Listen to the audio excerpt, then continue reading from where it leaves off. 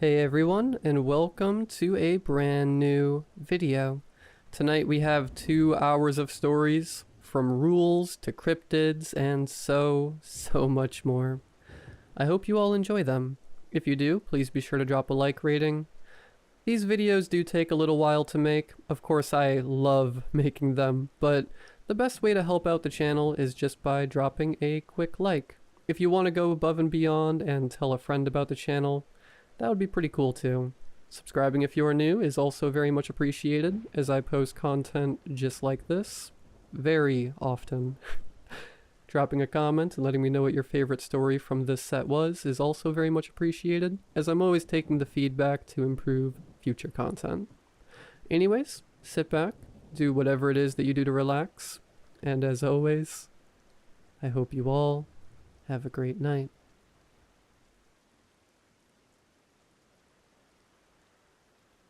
Back in April of 2013, I went through something that I haven't been able to talk about. I was paid a significant amount of money to stay quiet, in return for signing a 10-year agreement to shut up. Now that the time is up, I've considered my options. I could just let this go and never speak of it again. I won't gain anything from speaking out, and I got a lot to lose. But then again, this is just an anonymous post online. Words have less meaning that way. West Virginia. It was hotter than usual, without a whiff of wind. I was coming home from a visit to my aunt. She'd broken her leg and couldn't leave her house. I was making my way back home, taking the I-64 out of Lewisburg. It started with the radio. It was playing that one Macklemore song I'd heard 100 times over. The sound was cutting in and out in a quick staccato, then disappeared completely. I could hear cars honking up front as a line began to form. There was a sway in the trees, as if greater and greater pressure was being put on them. I could hear wind rushing against the left side of the car, forcing me to pull the other way to compensate. I closed the sunroof as a dust cloud blew past, staining the windshield. Then, a rumble. It sounded like thunder, but from the ground. Like a groaning bellow growing louder and clearer by the second. As it reached its peak, I could see trees toppling over. A small Kia got pushed off balance and swerved off the road. As the sound died down, the road devolved into chaos. Some were desperately changing lanes. Others were stepping on the brakes. I got my door scraped as the car behind me sped past. The radio was playing an automated message, a local emergency alert, referred to as a geological event. We were asked to turn off all air conditioning, slow down, and divert to the nearest exit. It repeated in a monotone voice. Geological event, no air conditioning, slow down, divert to nearest exit. Minutes passed. There was a line forming further down the road, police officers blocking the lanes in all directions, leaving a highway exit as the only option. Some folks were trying to push past the barricades but were forced back at gunpoint. I could see officers wearing gas masks and riot shields. We were waved in. I followed the exit and got directed to the right. There was an open field that was used as a sort of impromptu parking lot. Cars were being waved in and parked in a way that boxed us in, leaving no room for us to open our doors in either direction, unless we got parked at the edge. 4 lines of cars, about 10 to 15 vehicles per line. Surplus vehicles were directed further down the road. The place was packed. I got stuck in the second row, about 6 cars in. Pretty much everyone around me were on their phones. I didn't have anyone to call, but there seemed to be an issue getting a signal through. The radio was still repeating the emergency message. Voices were getting louder. A man 2 cars to my left leaned out of a gap in the door, screaming at the officers to answer his question. They responded immediately with a warning shot, straight into the air. "Stay in your vehicle," they screamed. "Lock your doors. I'm not telling you again." A couple of folks were filming, but there seemed to be trouble uploading. We were losing bandwidth. It didn't take long until phone signals were completely blocked. I think a video or two of that officer firing into the air made it online. They were patrolling back and forth. We were told to stay in our vehicles. Windows up, doors closed and locked, engines off. I could hear people talking in the other cars. Someone said there had been a natural gas leak from the geological event, and that combustible engines could spark an explosion. Others were talking about a terrorist attack. There were no answers, and the officers weren't eager to talk. After about an hour, things were getting ugly. People were hungry, thirsty, and restless. One officer stepped up on the front cars, handing out water bottles, crackers, and processed cheese slices. He had to step from one car to another, denting the hoods with his steel-tipped shoes. They were also handing out thick, black plastic hygiene bags for people who needed to relieve themselves. "Use 'em, seal 'em up, drop 'em out the door, then lock up and wait." I'd crawled into the back seat, pulled down my cap, and tried to relax. I'd been playing some games on my phone, but the battery was running low. I wanted to save some, so I settled for having a nap instead. The sweat was stinging my eyes, not because of how warm it was, but because of how nervous I was. No matter what I did, I felt trapped, and the car felt smaller and smaller. I couldn't get out if I wanted to, and it physically hurt me to think about how little control I had. Is that what claustrophobia feels like? A couple of officers were discussing something by the front line. One of them had a white cotton glove on, which he used to wipe off the hood of one of the front cars. The glove was taken off and put into a bag, which in turn was sealed with a hot air gun.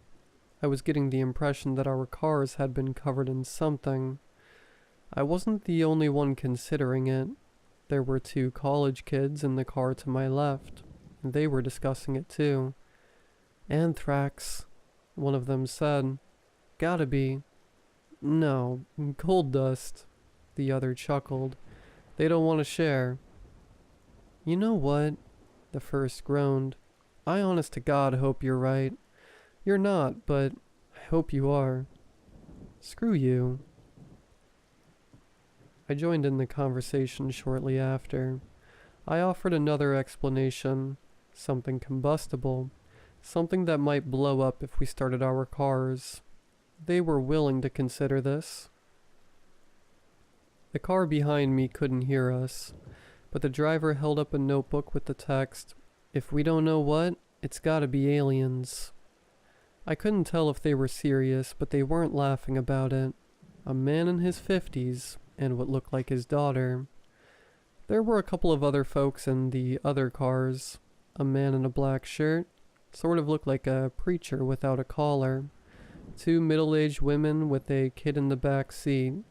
A fat man blaring Johnny Cash from his stereo. A couple with a teenage son who couldn't stop drumming on the windows. We'd been stuck for about 2, maybe 2.5 hours when a truck rolled in. One of those with a large water tank. It was unmarked, looked civilian.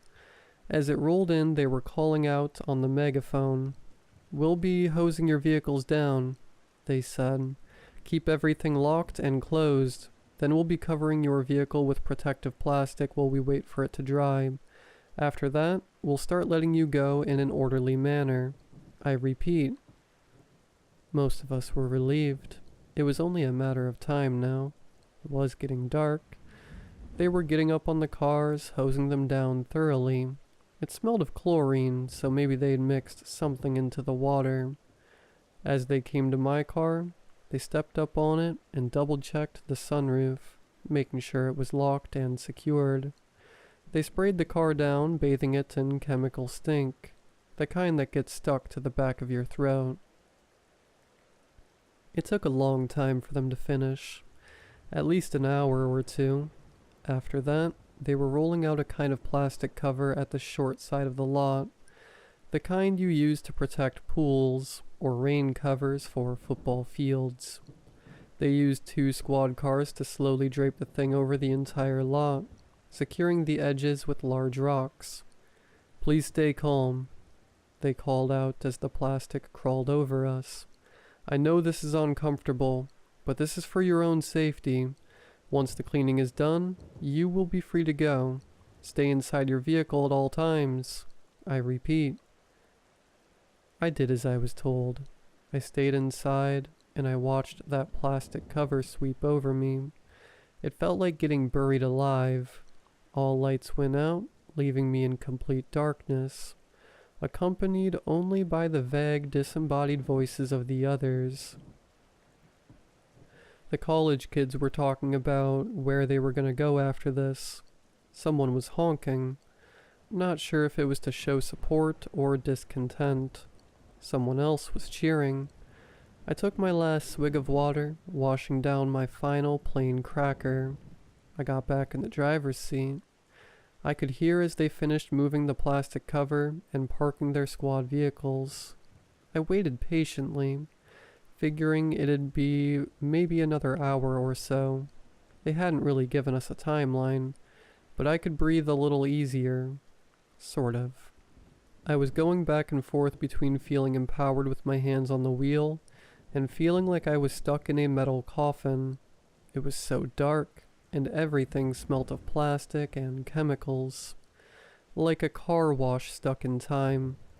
As the excitement died down, I paid more attention to the background sounds. I tried to filter out the various discussions from the nearby cars, and maybe somewhere in the distance, I heard raised voices. It wasn't coming from the cars, but the officers. Whatever they were talking about, it was a heated discussion. An hour came and went, and people were getting impatient. More cars were honking. Others were yelling, demanding answers. I couldn't get my leg to stop shaking. The more I thought about getting out of there, the smaller the car felt. I was hyper-focusing on things I couldn't control. I was a little thirsty, and I was out of water. I needed to use the bathroom. I wanted to stretch my legs and go for a walk. I wanted to breathe fresh air and get that awful chemical taste out of my mouth. I heard cars starting, accelerating. The truck was moving somewhere off to the side. "We need you to stay in your vehicle," a voice screamed over the megaphone. "Do not leave for any reason. Stay in your vehicle." Cars speeding off. Not many, but a couple. Then quiet. The officers left us there. Everyone was quiet. A couple of folks had opened up their phones, using them as flashlights to look from car to car, looking out at the sea of vehicles, all of us trapped under that dark cover. I could see a handful of lights cut off by sharp silhouettes. I couldn't make out who was who in the dark. It was all just people. Anonymous. I heard a gasp somewhere in the back. There was a metallic clunk, like when the officers climbed atop our cars to get us our water. There was a careful cheer as some folks figured they were taking off the plastic cover. But that wasn't it. Instead, there were more footsteps. The cheers slowly died down as more and more footsteps pattered across our cars. I stopped counting after a dozen.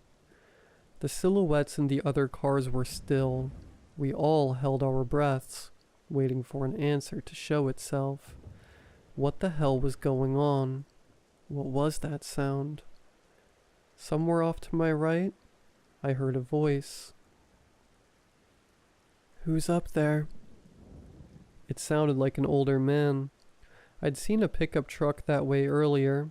Almost as a response, the footsteps stopped.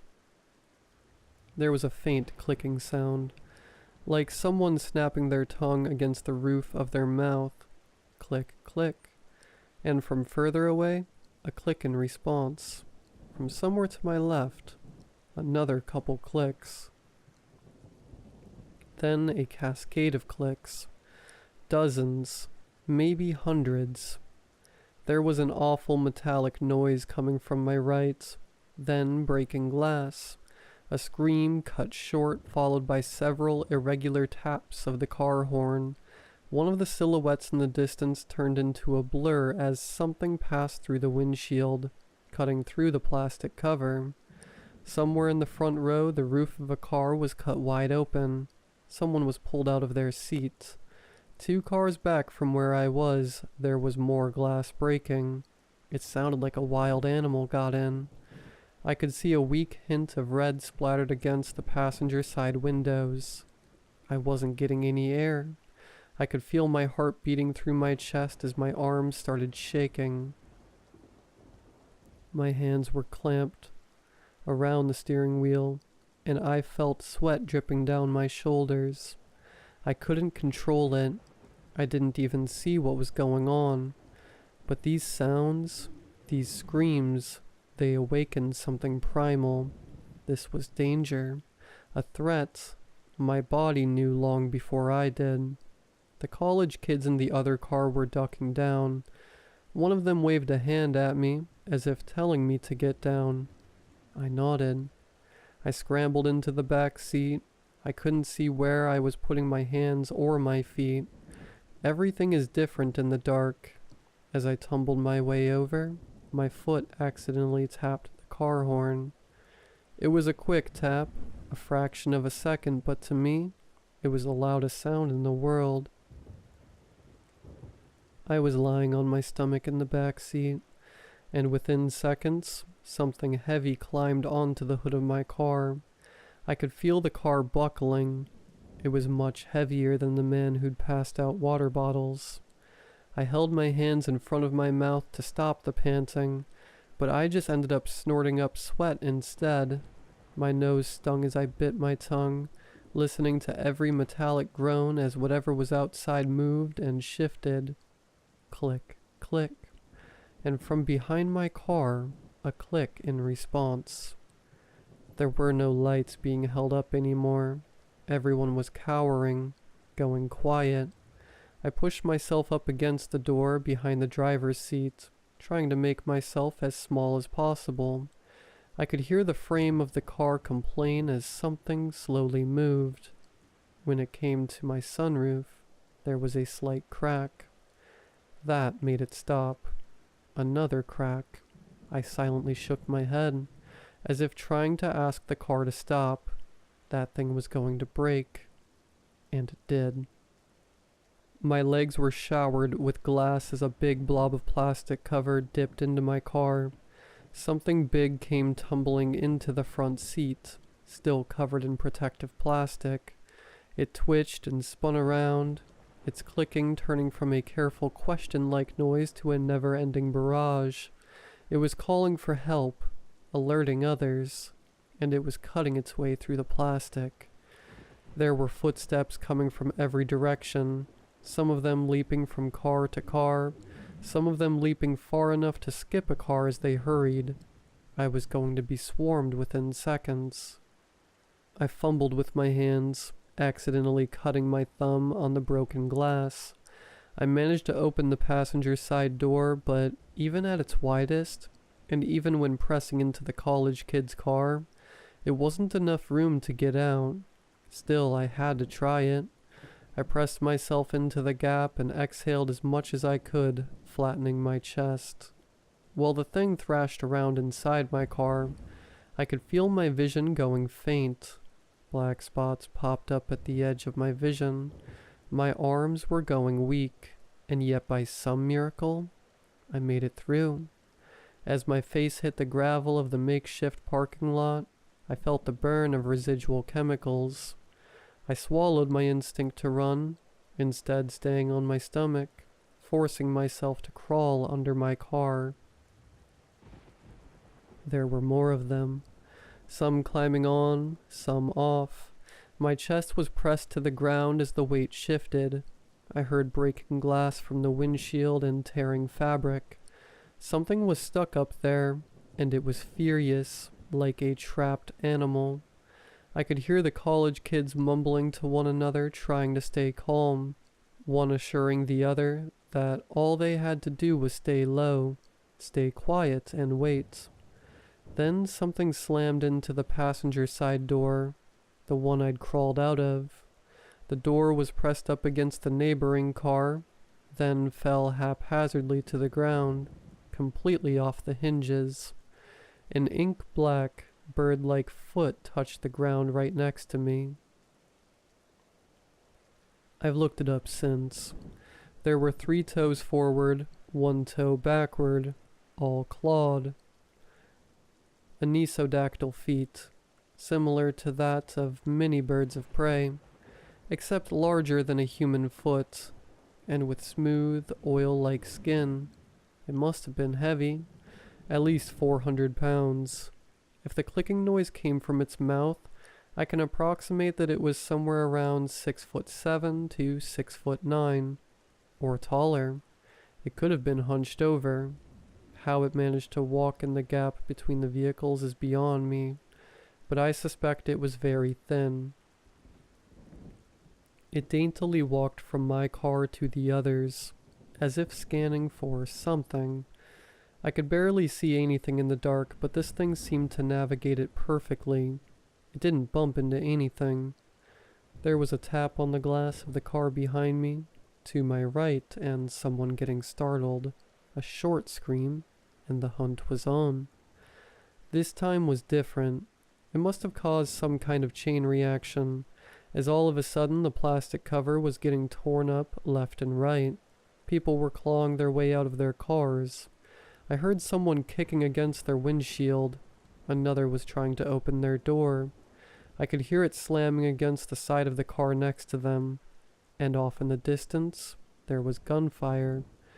Just a couple of shots. The college kids in the car next to me slammed their doors open and followed my lead. They rolled onto the ground and under their car. There was a little more light coming in as the cover had been torn above. Their faces were red from tears, and one of them was desperately trying to call for help on his phone. The other grabbed the phone out of his hand. A short scuffle ensued, ending with them putting on a ringtone and sliding the thing as far as they could. Whatever car that phone landed under was demolished. Every window broken, every passenger gone. I could hear the grinding as a seat was ripped in two and thrown away. In a matter of seconds, an entire vehicle was torn to pieces, as a dozen of those things swarmed it. "Shut up," one of the college kids repeated. "Shut up, shut up." Something reached under my car. It scraped against the sole of my shoe, tearing a hole all the way to my big toe. I hurried forward, scurrying like a lizard. The college kids noticed and followed suit. I don't think they thought about it too much. It was just movement, and they went for it. I made it 2 cars down before I got stuck. There was something dark in the way, and I couldn't get around it without exposing myself. I couldn't see what it was, but it didn't take long for me to figure it out. There was a meaty crunch, as if someone was biting chunks out of a piece of meat. It was struggling to get through the fabric of their clothes, making a snapping noise as threads gave way. A pool of blood rolled under the car, staining the tips of my fingers. It was still warm. One of those things were eating a victim. I hunkered down, trying to remember to breathe, and I stayed there waiting for a chance. Any chance. I must have stayed there for at least an hour, hearing every bite, every crack of bone and snap of sinew, satisfied clicking noises. As it finished its meal, it wandered off, dragging the remains along. They were moving forward. Something heavy walked over the car I was hiding under, dragging a body along. Slowly the footsteps disappeared. It was quiet again, and in that quiet, I found my footing. I made my way to the edge of the plastic cover. I listened one final time, pushed one of the weights away, and slipped through. They were gone, and I was out. I could feel my chest growing lighter, allowing me to breathe. I wanted to cry from relief. A breeze was picking up, drying the sweat on my brow and carrying the smell of grass. Stepping back, I turned towards the sea of cars to see how bad the damage was. And then I saw one. It was a bit off to the side, perching on top of an old Honda. At a glance, it looked like a tall person, covered in a slick black ink. But looking closer, you could see the strange bird-like feet, the pointed nails, the long row of shark-like teeth on a mouth that was far too wide. I froze. The thing rose to its full length, easily over 7 feet tall. It looked ready to pounce on me. I had nothing to defend myself with. I couldn't make any sudden moves. I wouldn't even be halfway under the car before that thing would be over me. 100 thoughts raced through my mind, but there was nothing I could do. I was out of options. But the thing just looked at me. It raised a slice of raw meat. Blood dripped into the plastic cover. It looked at me curiously, taking a bite. Then, as if nothing had happened, it wandered off, satiated. I was left there, shaking like a dry leaf, and with the last of those things gone, all that was left was the panic. It didn't take long for the officers to return. The plastic cover was removed, but we couldn't go home. Not after this. Some folks signed a waiver and were let go immediately. They weren't allowed to talk about what they'd seen, and in return, they'd get a hefty sum of insurance money. Others demanded answers, and were taken into custody for obstruction of justice. A few others still were too panicked to make any kind of sense, and had to be checked out by medical personnel. A total of 14 people died. It was described by a combination of causes: a traffic pileup, carbon monoxide poisoning, animal attack. I think there was something about an escaped convict, too. Excuses all over the place. And the times were all wrong, spread out through a couple of days to more smoothly blend into accident statistics. And if you wanted to go home and get your insurance money, you had to sign a non-disclosure. I did too. I know the college kids did as well. Miracle they made it out, but I saw them. 34 cars had to be towed, 18 people wounded, 6 seriously so. 4 people lost at least one limb. One guy had an arm ripped off halfway up his collarbone. I don't know how he survived. Most people never saw those things up close. They just remember the screams and the breaking glass. Sometimes at night, that's all I hear too. Closing my eyes reminds me of lying under those cars, feeling the pressure as the weight shifted. I still get trouble breathing. I think a part of me is still stuck there. It stayed in my vehicle.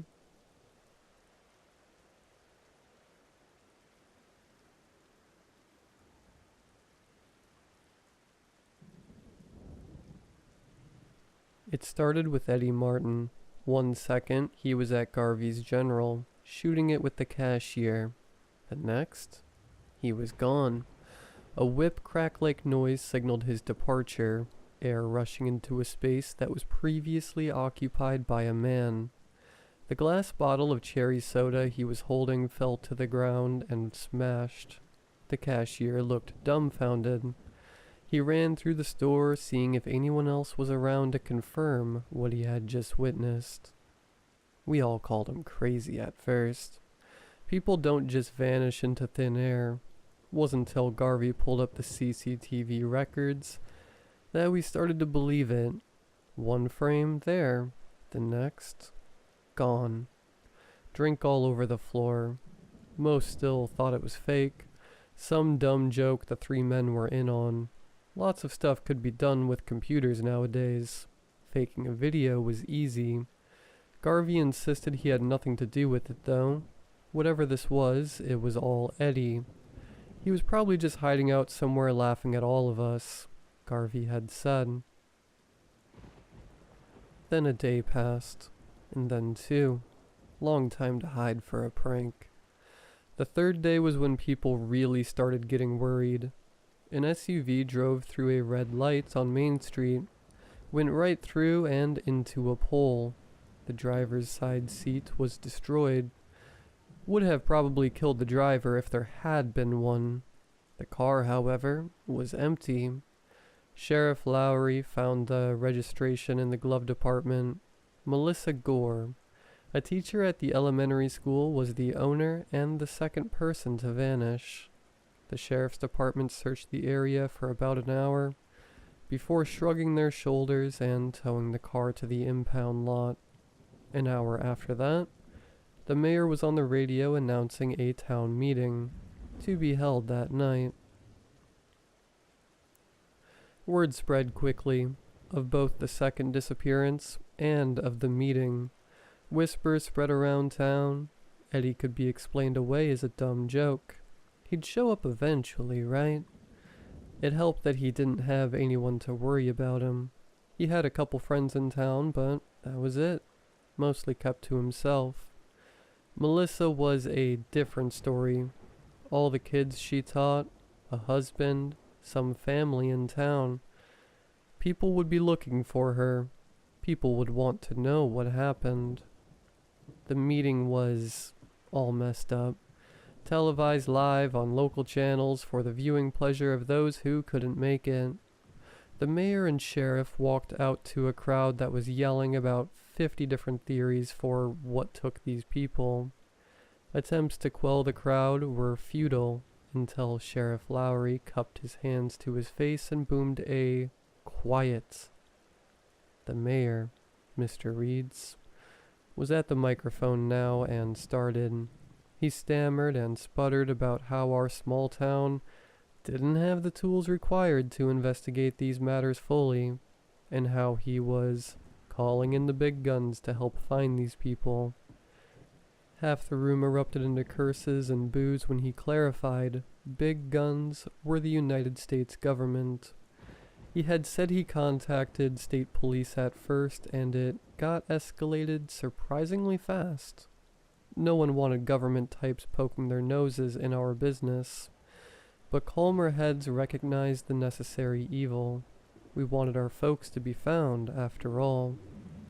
A quick thank you, goodbye, and Mayor Reeds was off the stage, along with the sheriff. It would be a long time till we would all head back to our homes, however. 20 different conversations erupted. An angry male voice was one of the easier ones to hear. "Why are we letting the government come help?" he said. "They caused all this. Teleportation experiment. Got to be. Just like that Philadelphia thing." "Shut up, Jimmy," a different voice retorted. "It's aliens. Gotta be aliens. I saw a UFO the other week when walking my dog. Long, transparent thing with fins." And the two began to fight, calling each other all sorts of things that all boiled down to crazy or stupid. In the back, a small group had begun to form around Paul Baker. He worked at the library, going through historical accounts, and folklore was his hobby. "The land's no good," he said, shaking his head. "The hell's that mean?" a voice from the crowd around him asked. "Bad land. Bad things happen. When the European settlers came, they found this area completely unoccupied. Big, grassy, open area, next to a forest with a stream in it. Perfect for a community. Why wasn't it being used? Remember when those kids from Grytham came down that one summer? They were anthropology students. They said it was remarkable how empty the land was. No traces of native cultures at all. No arrowheads, no burial sites. Hell, no pottery shards. The land was empty for a reason. It has to be. The crowd began to murmur at that. Another group was forming on the other side of the room, this one headed by a handful of people. An older woman was talking the most, and the loudest. She was Patricia Hornley, a PTA mom who stayed in it long after her daughter had finished school. She had a few of her other PTA members around her, and they were providing their own theory. "Does this not fall in line with the description of the rapture?" she preached. "We assumed we would get all taken at once. But the Lord works in mysterious ways. Mrs. Gore was an angel to her students, and she has been taken up into the kingdom of heaven. I embrace this slow rapture, and I am happy for those that are taken. I pray my turn comes soon." Her crowd had a lot of churchgoers in it. They were all nodding with her, clapping in the pauses. I guessed it was comforting to them. I didn't stay long after that. Paul Baker had left that night. He went straight home, packed up, and was out to his car in about 30 minutes. His neighbors asked where he was gonna go, what he was gonna do. "Up north, Jersey," he replied. "I got family up there. I'll get a job there." And he was gone. Guess he spooked himself with bad land talk. He was leaving lots behind. Mayor Reed's big guns came in the morning. We had gathered near Garvey's General. We had all agreed last night that it would be a good idea to make sure no one vanished overnight. Families and couples sent one member each if they didn't all come. We had just finished confirming that we didn't lose anyone to the Slow Rapture. It was a good name. I had to give Patricia that. When we heard the roaring of mini engines, we watched as big, dark green trucks drove into our small town. There were 5 of them, all the same bulky SUV. Each had a decal on the driver door, a seal for some kind of government department. It showed a woman with a sword in one hand and a struggling snake in the other. Yellow words circled the seal in red. Bureau of Interior Management, BIM. The convoy came to a stop at the store. We watched from the parking lot as the door of the middle car swung open. A large man hopped out, and in the same swift motion closed the door behind him. He was dressed in a black jumpsuit, covered with pouches and belts. The same seal from the car door was embroidered on the back. He walked up to us, smiling, and asked us where Mayor Reed's might be. Someone pointed him out, and the man thanked us. Mayor Reed's, Sheriff Lowry, and the man in the black jumpsuit stepped to the side and started talking. We all tried to listen in, and bits and pieces came through. "Just what the hell is this Bureau of Interior Management?" Mayor Reed's asked. "I thought we'd get the FBI or something." The man in the black jumpsuit, still grinning, put a large hand on the mayor's shoulders and replied. He spoke in a quieter voice than Reed's did. We couldn't hear a thing. He turned to the sheriff and said something.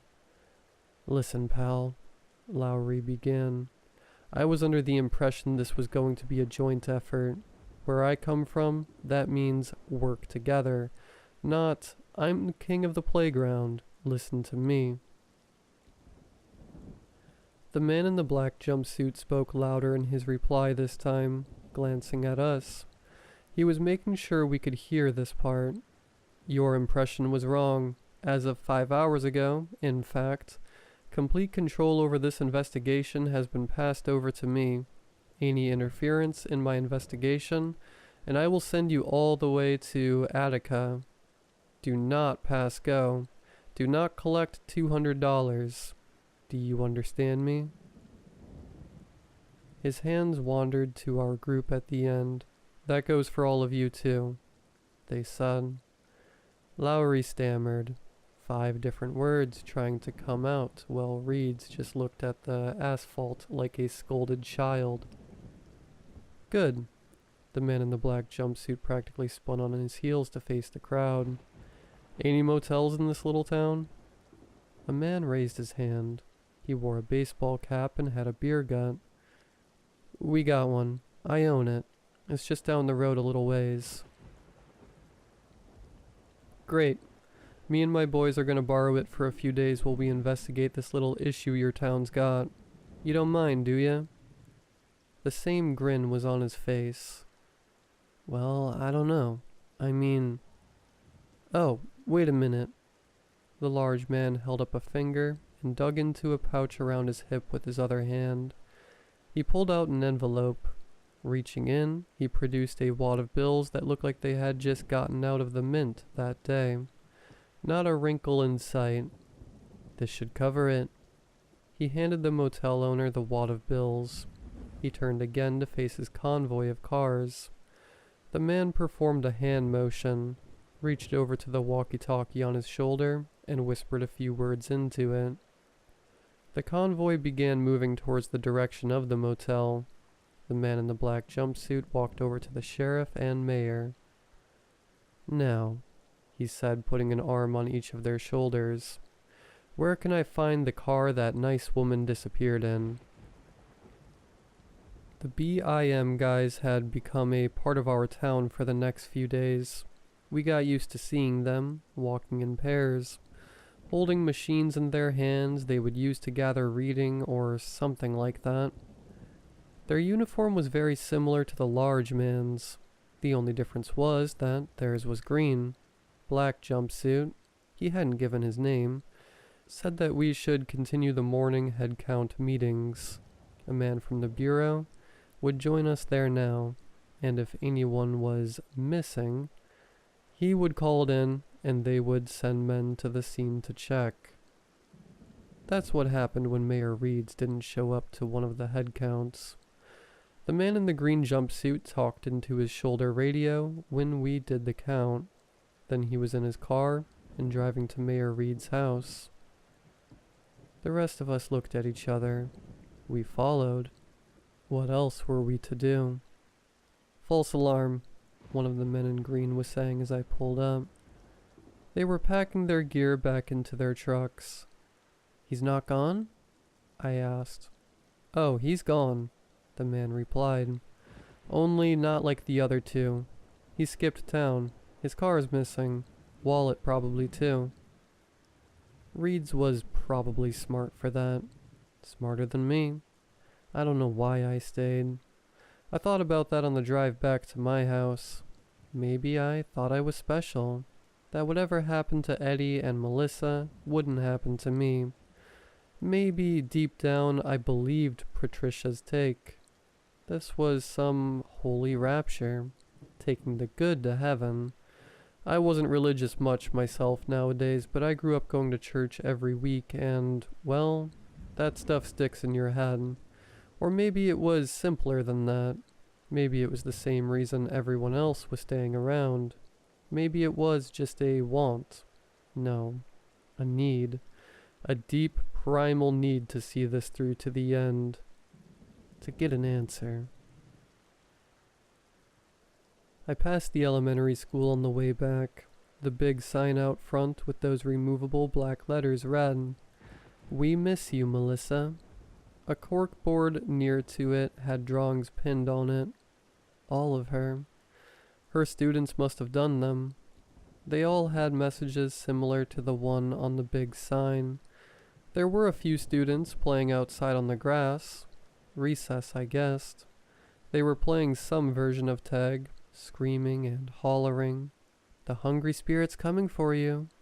The kid who was it yelled, one by one, gonna get everyone."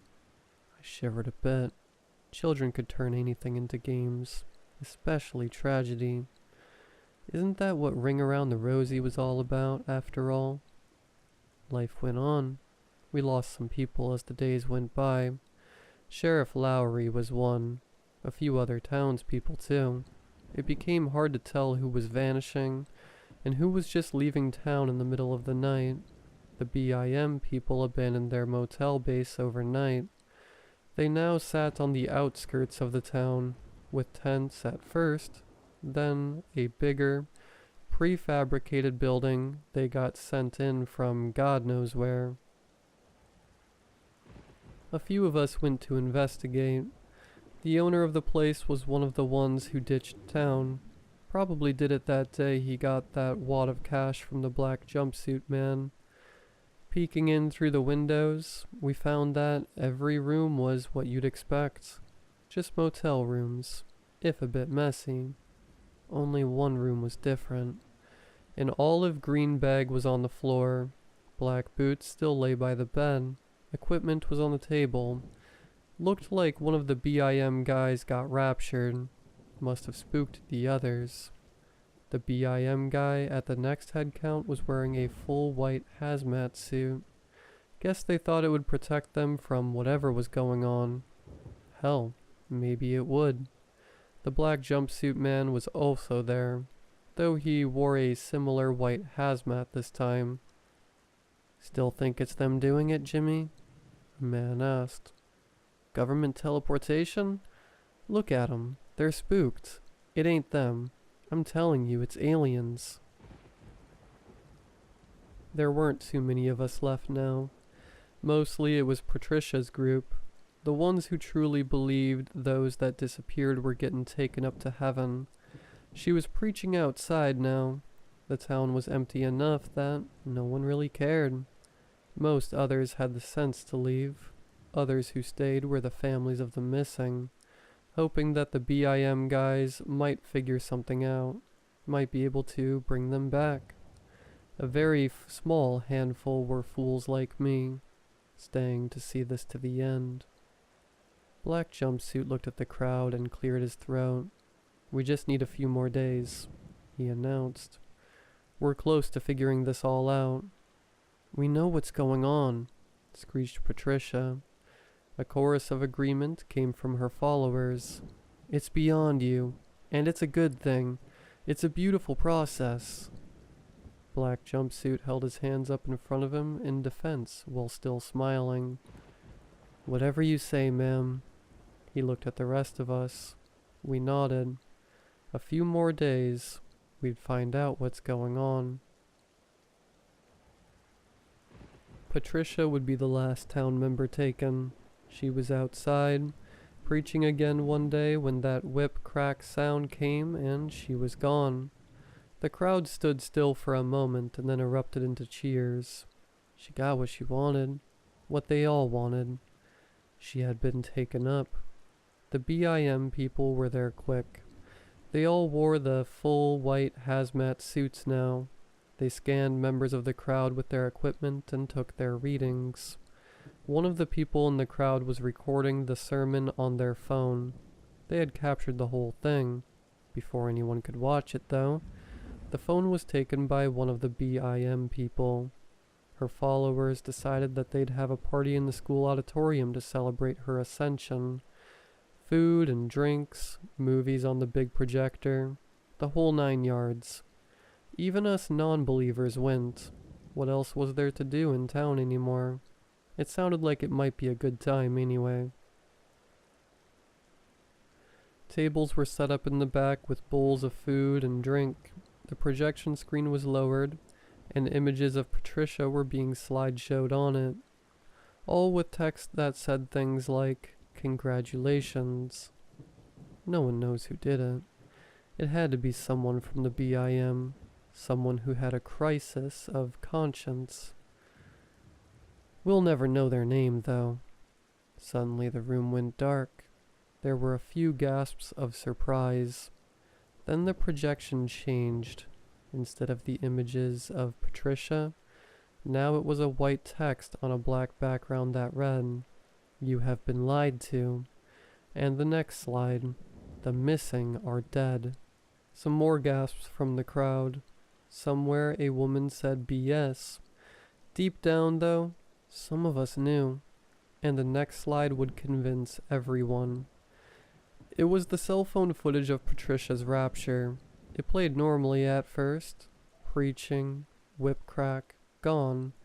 But the cell phone had a higher FPS than the old CCTV at Garvey's. The footage played again and slowed as it got closer to the moment, eventually going frame by frame. "Christ!" cried a man when we saw it. A child started to cry. A woman whose child got raptured broke down, something deep down inside breaking in his cries. Most of us were silent in the revelation. In one frame, Patricia was mid-sentence, mouth open, finger pointing. She was in the same pose in the next frame, and it looked normal until you got to her head. It looked as if a scoop had been taken from the right side of her face, the layers displayed like a half-sucked jawbreaker. Skin gave way to meat, meat to bone, bone to brain, brain to nothing. Like something had taken an impossibly smooth bite out of her, and I knew it wasn't possible. It happened to her so fast, it couldn't be. But I could have sworn her mouth had changed slightly. I could have sworn it was curling into a scream now. My mind flashed back. Badland? Maybe. Hungry spirits. Closer. But, God, it felt like the air itself was hungry. We all left town after that. No one spoke a word. I passed the BIM base on the drive out. I locked eyes with Black Jumpsuit. For once, he wasn't smiling. I think they wanted guinea pigs. Wanted to see how often the thing needed to eat. See if they could control it. Screw that. I've been out of South Carolina for a while now. I still look, though. I still look at the area. Our little town got taken off the maps recently. Why wouldn't it be? No one lived there anymore. I look at missing people reports, though, and people still go missing around there. Abandoned cars found in the middle of the road or careened off the side. Our town was always a drive-through area. Town's off the map, but roads still get used. I hope it's enough. I hope the thing is satisfied. I hope to God it doesn't spread.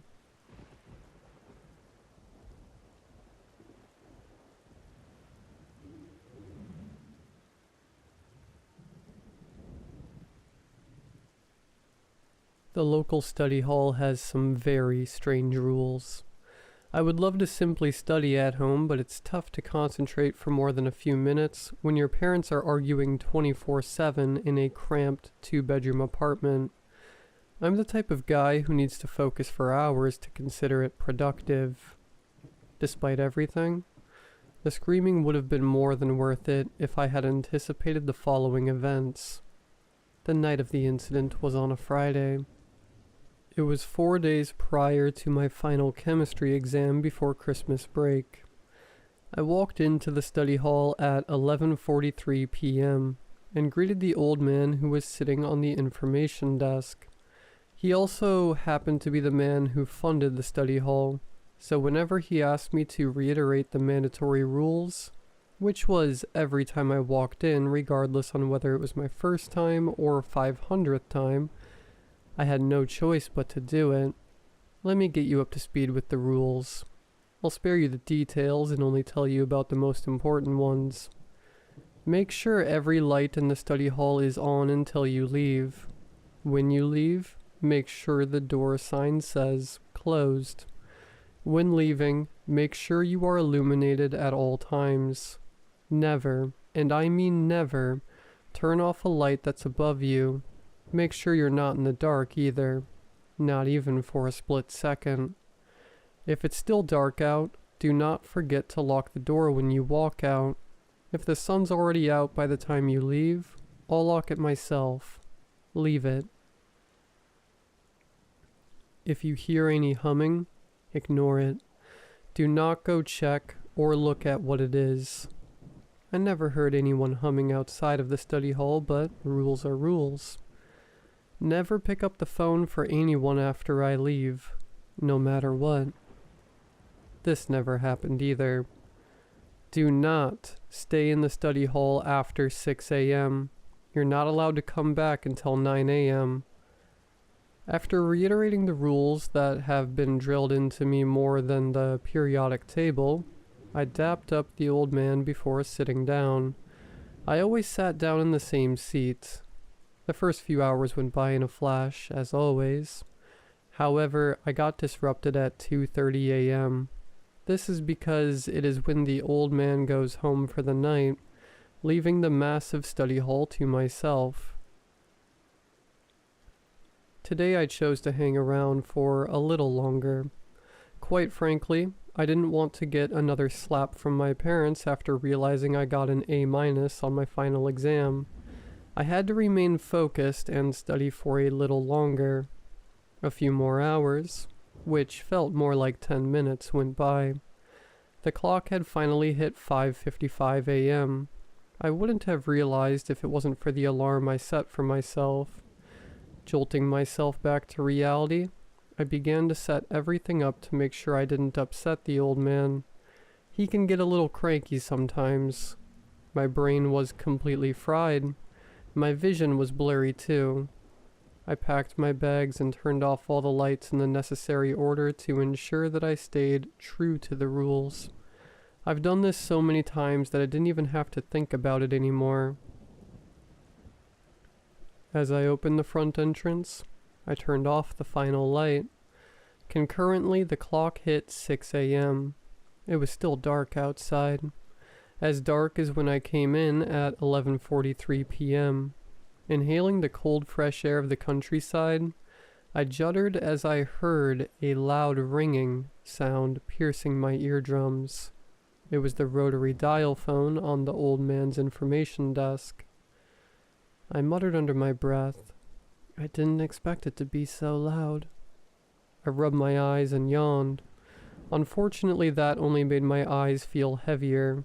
I should turn it off before I called a night. Taking a step back inside, I gasped as I remembered that I had to turn on the lights whenever I was inside. I did so accordingly before reaching out to the phone. Realization struck as one of the rules popped back into my head, making me stop. Never pick up the phone for anyone after I leave. Oh, right, I thought to myself. Better for me to leave it. I sighed and scratched the back of my head. Can't wait to finally sleep, I told myself, yawning again. As I turned back around, my ears picked up on a sound from far away, a sound that kept getting louder by the second, although so slightly. Hum, da hum, ba hum. I don't know why, but the sound alone sent shivers down my spine, waking me up instantly. It echoed across the study hall. As it got louder, I felt an insane pressure weighing down on me. It felt similar to the pressure one gets during sleep paralysis. As I felt my chest being crushed, I deeply inhaled and exhaled. I looked at my shaky palms. Eyes widened. What the... I thought to myself. What's wrong with me? It was a strange sensation, one I had never felt before. Everything felt off, eerie.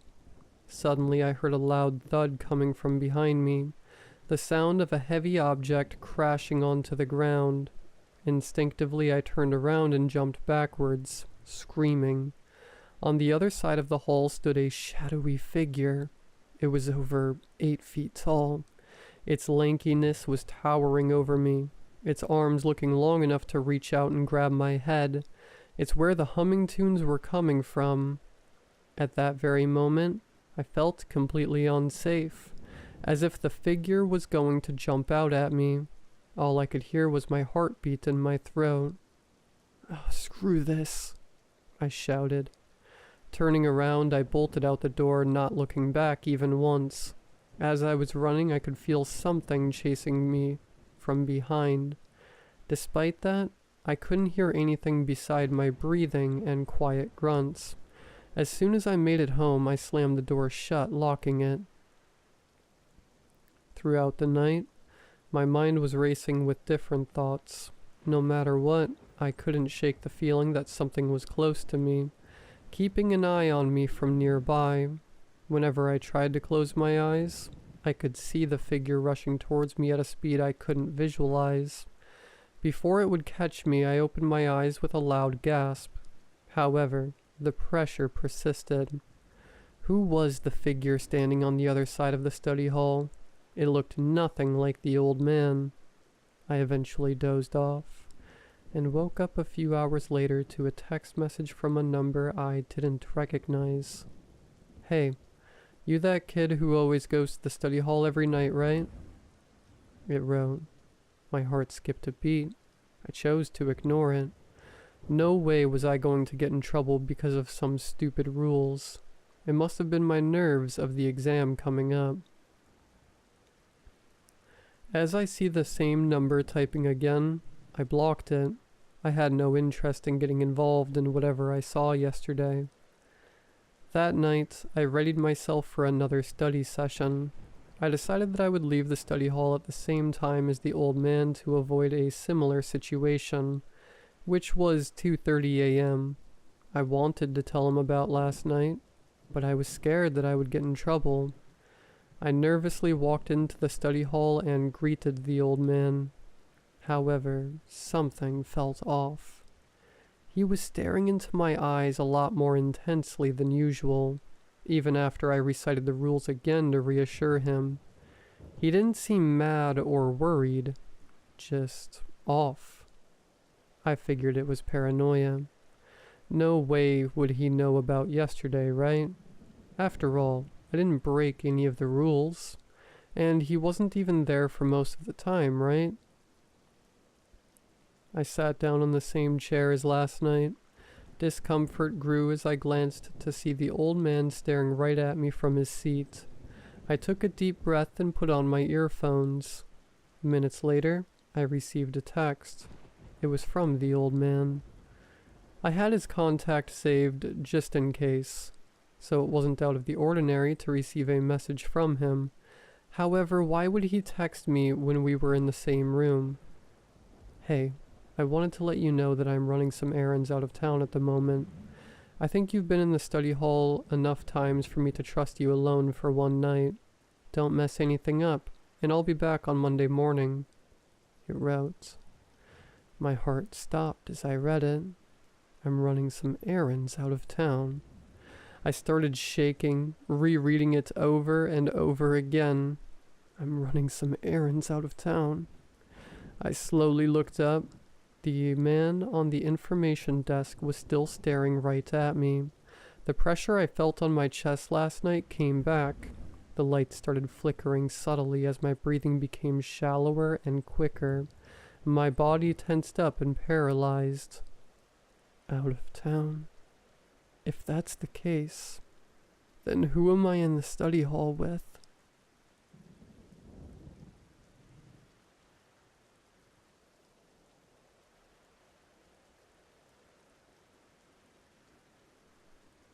When I worked as a grade school teacher, 4th grade specifically, I never faced any problems with the kids I taught. Nothing more than the typical boisterous boys, who I suppose nowadays would have been chalked up to undiagnosed ADHD, and girls who might have been a bit too cruel to one another, in the way all children need time to grow to be kinder when dealing with classmates. This was before the time of widespread use of computers in school, and in the small town of Witness, in the lower southeastern part of Iowa, there would be a long wait for our left-behind town to see computers enter our school system. It wasn't the worst thing to be dealing with the old-fashioned way of education. Filing papers and student files for classes of no more than 10 to 12 students didn't make my life complicated. Witness was extremely tight-knit. I never had to worry much about getting into contact with parents, and more often than not, had been invited for dinner at my pupils' houses, in order to grow comfortable with the community, As the new girl in town, it seemed accustomed to be thrown straight into the town's communal nature, and within my first year moving there, I'd come to know almost every resident by name, and they were all more than happy to accommodate the fresh, new thing from Manhattan that would surely bring some quality teaching tactics to their otherwise crumbling education system. I was fresh out of college when I moved to Witness. Truth be told, I hadn't been entirely honest with my reasoning for moving to the town to its residents. To them, they had assumed that my education in Manhattan made me something of a higher class, a shiny, bright person that was far more worldly than anyone they'd ever met before. Someone who'd been well versed in the ever-changing landscape of the time, who'd had a great education at one of the best colleges around. It wasn't entirely untrue, but their praise for me came out of their own failings at the hands of a state government that didn't see fit to pour money into a dwindling town like Witness. Their awe at my intelligence was no more than their inability to have explored their own, and their interest in my so-called worldly life was born from their powerlessness to leave the town they'd grown up in. My untruthfulness came more from the fact I withheld information.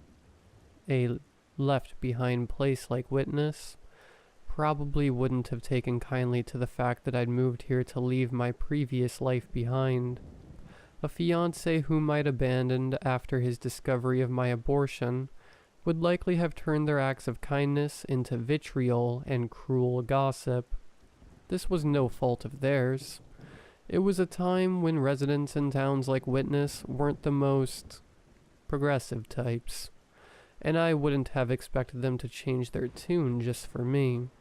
Besides, I'd preferred to keep my secrets just that, secret, and to start my life afresh with nothing to tie me down.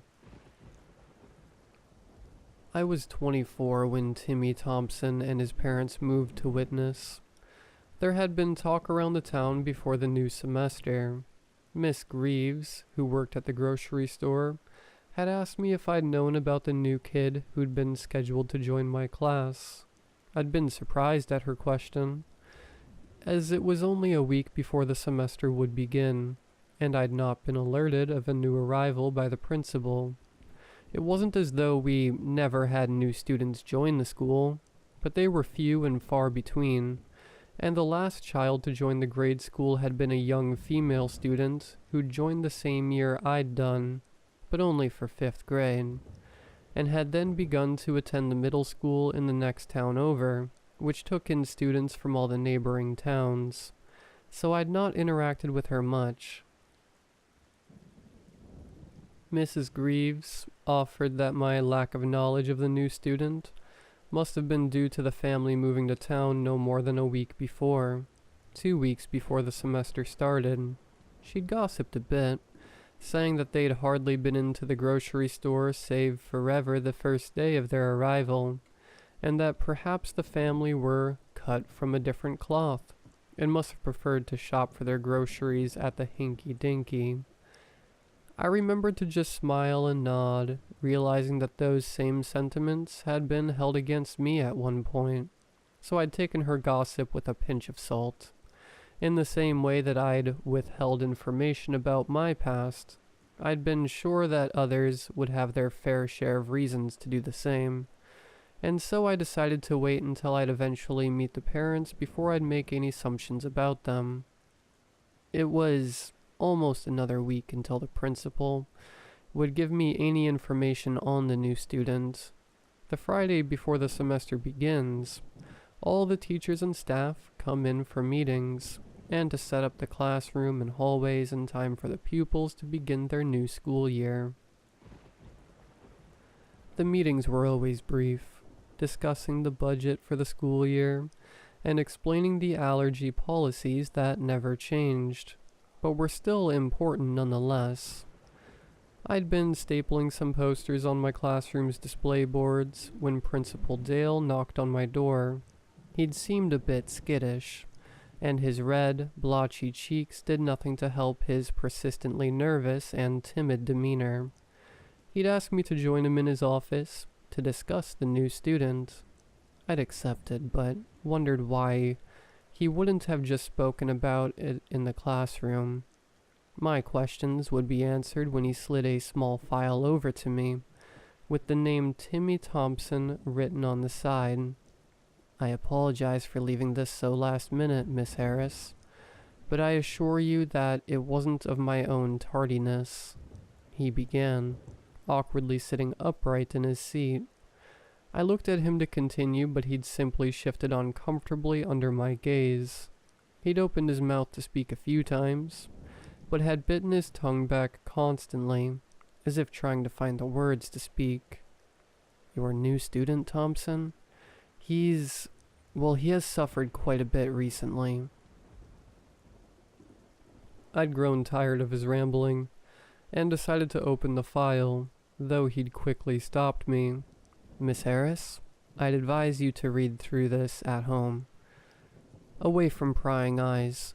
I don't believe you to be that kind of person, but gossip spreads fast here, as you know.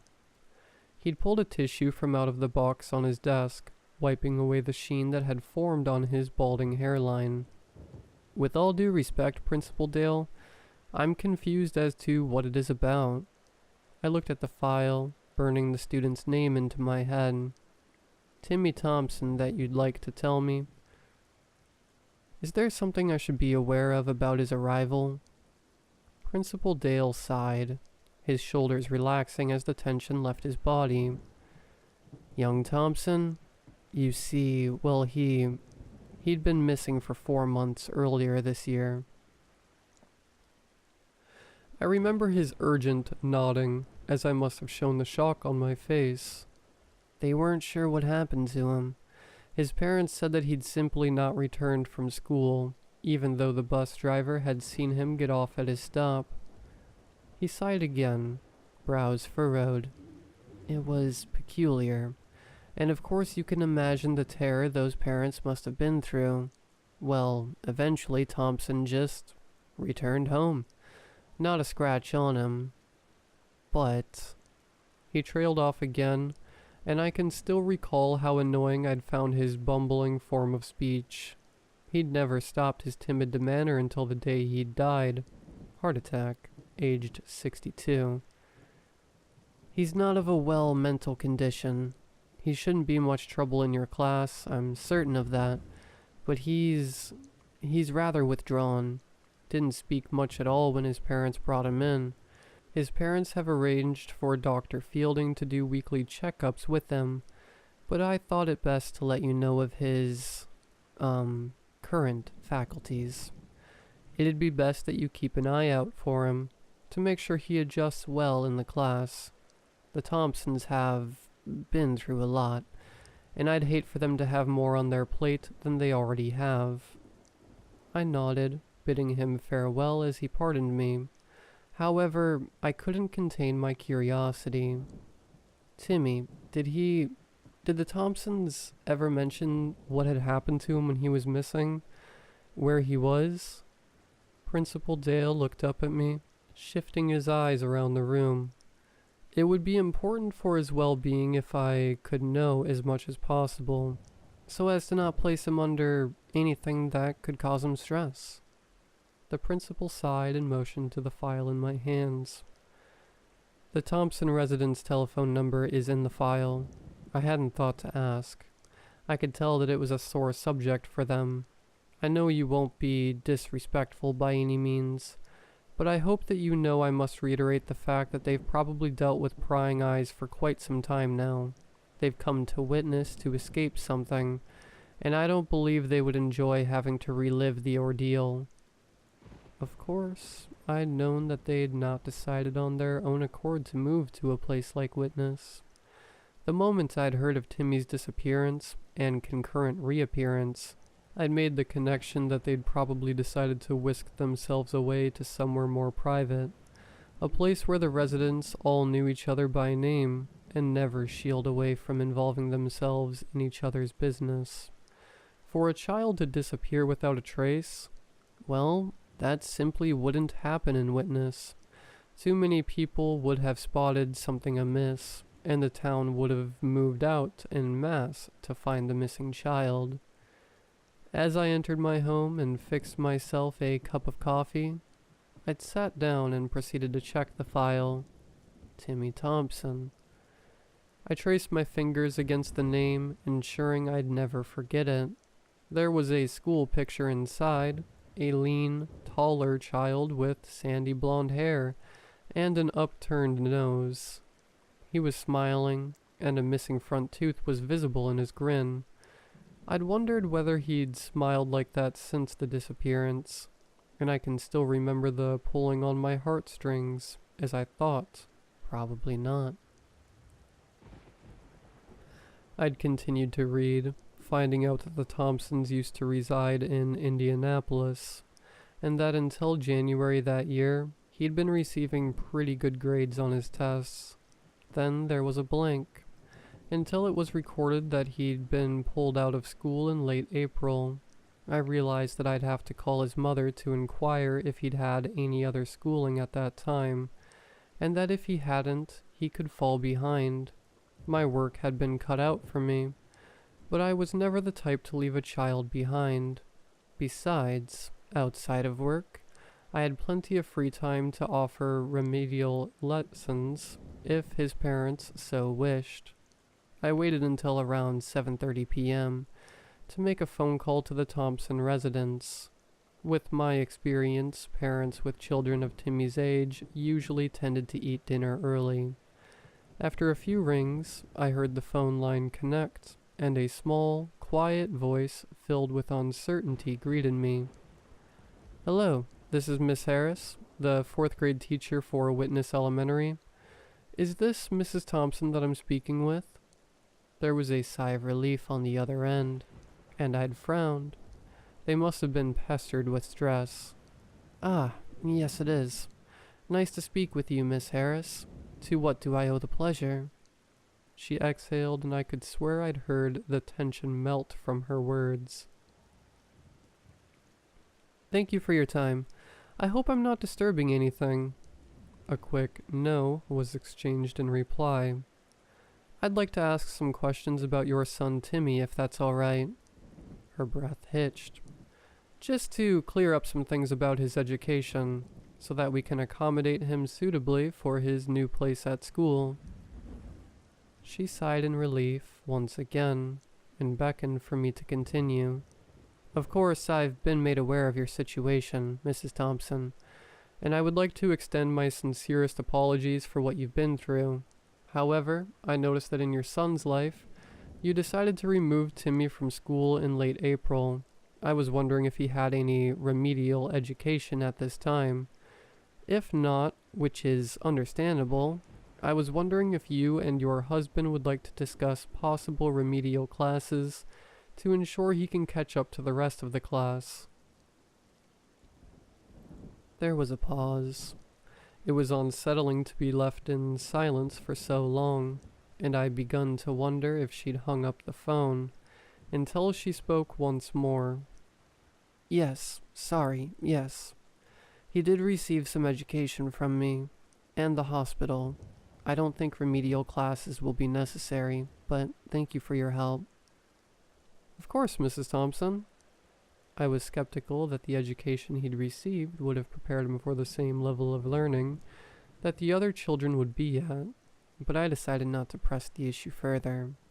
Once he'd begin school, I'd find out if he had any missing knowledge that we'd have to work on. Also, I was wondering if there was anything you would personally like me to know about your son, anything that would help me accommodate his needs, and if there's anything that I should know, on a pastoral level, that could prevent him from reliving the experience, for lack of a better word. Another long pause. Perhaps she had been speaking to her husband about this. "Timmy will be fine. Just try to ensure that he and the other children get along, if you can." She finally responded, a shake in her voice that wasn't present before. It unnerved me. We exchanged goodbyes and kind regards, and I was once again left alone to flick through the file, trying to find any inkling of Timmy's character that I hadn't noticed before. Alas, it was just as the first read, the only blip of the pristine file being his disappearance, which hadn't been labeled as such, and his subsequent removal from school. There was talk in the town about the Thompsons. They were a young couple, good-looking, according to some. The ladies at the library's book club asked me if I'd seen them yet. I'd told them I hadn't, and they burst into more gossip, speculating about what job Mr. Thompson had, and what products Mrs. Thompson used in her hair. Mrs. Greaves told me that they had indeed returned to the grocery store, only to buy frozen meals and sweet treats. Can't be very healthy for a growing boy, she said offhandedly, and I just nodded in response, withholding my knowledge that if my child had gone through such an awful ordeal, I'd probably also feed him whatever he liked. On Monday morning, I'd finally seen the boy in the flesh, a face to the name, but one that looked far different from the photograph in his file. He had been dropped off at school by his father, far earlier than the other children would arrive. His father was handsome, and couldn't have been much older than myself, but there was a gauntness in his face that dulled his polite smile. Timmy, as I'd rightly assumed, was tall for his age, and that must have been passed down from his father, who towered over the other teachers that fitted about the hallways. The exchange had been brief, with Mr. Thompson excusing himself to go to work, his tie slightly askew from clearly rushing his morning. I took Timmy off his hands and strolled slowly through the halls with him, making small talk as not to overwhelm him. "Are you excited for your first day at a new school?" I'd asked, smiling as kindly as possible to ease the rigid gait he moved with. He looked up at me briefly, then looked away, gaze fixated on the floor. "I guess," he muttered, and I beckoned him to the door of our classroom. "It must be quite nerve-wracking, huh? Don't worry. The kids here are really nice. You'll make friends in no time." He nodded in response, not willing to continue conversation. "You can sit wherever you like." He moved instantly to the back of the classroom, taking the seat right next to the window. He placed his backpack on the desk and stared outside the window, right at the sky. I watched him carefully as he didn't move his gaze once, just sitting rigidly in his seat. I moved over towards him and lifted his backpack up and pulled open the lid of his desk. "You can place your stuff in here. Pretty cool, right?" He just nodded, and I moved back to desk, pulling out my books and papers ready for the first class. He never looked away from the sky, craning his neck as if to get a better view. I don't know what he found so interesting about it. It was a cloudy September morning, if I recall correctly, but nonetheless, I didn't think it fit to bother him anymore. Eventually the children filed in one by one, many of them chatting away happily about their summers and catching up on missed time. Timmy never looked back at any of them, just continued to stare into the sky with a vacant look in his face. The bell rang and I called attention to the class, which all stared back with beaming faces, excited to start the school year.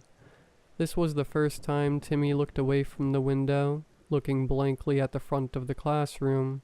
I welcomed all the students, and played a small game wherein the students had to state their name, and say a small fact about themselves. Many of them said what their favorite hobby was, or color, or food. They all giggled at each other's answers, having known one each other for many years at this point, and so I was sure a few answers were inside jokes at my expense. Not that I found it offensive or anything. It was nice to know that my class would be very lively and friendly towards each other. Slowly, Timmy stood up, ready to answer. The class looked on eagerly at him, curious faces that goaded him on to say something that would interest them. He never looked at any of his peers, just directly at me.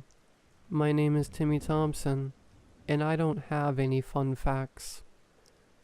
He sat down and stared back out of the window. The other children looked at one another and at me, confused at his response. I laughed to try to ease the tension which seemed to calm the children's nerves. Very funny, Timmy, but actually that's a fun fact in itself, not having any fun facts.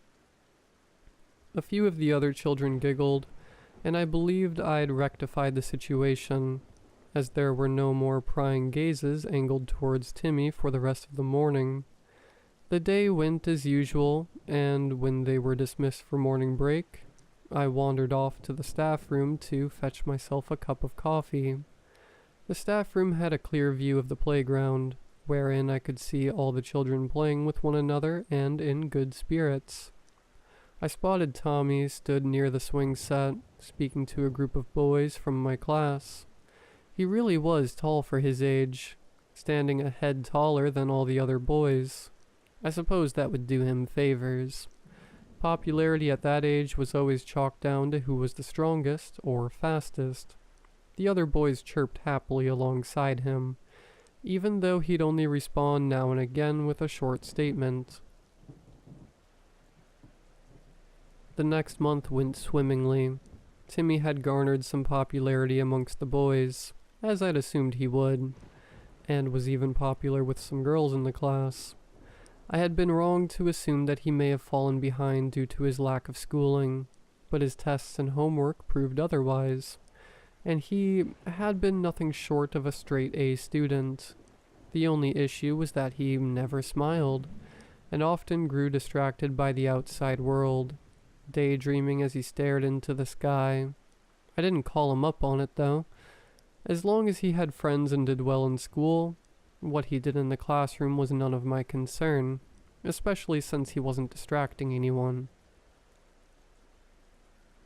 It was only after a lunch break in late October when things began to seem amiss with Timmy Thompson. I'd been eating my lunch in the classroom when a young boy, Eric Lowitz, came rushing in, tears streaming down his face.